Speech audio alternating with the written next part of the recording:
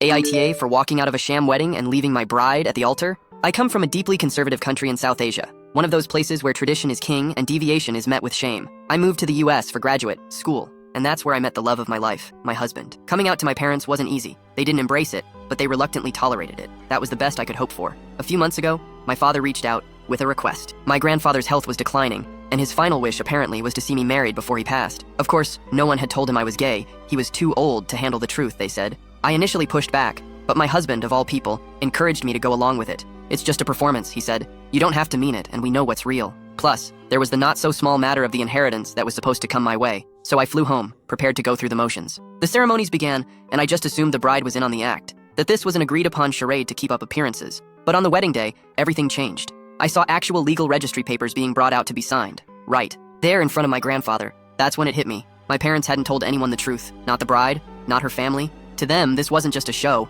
it was real. Panic set in immediately. I wasn't just playing along anymore. I was being asked to commit fraud. Worse, I was going to blindside a woman who believed this was her wedding day. I stood up, told the entire room that I was gay and already married, and I left. First flight out. When I got home, my mom called in tears. Apparently, the bride's family had been humiliated. They lashed out at my grandfather, and his health got even worse afterward. Now my mother says I'm selfish and cruel for ruining everything, but I can't help thinking, wouldn't it have been far worse to go through with the wedding, sign those papers, and trap an innocent woman in this lie? So, was I the asshole?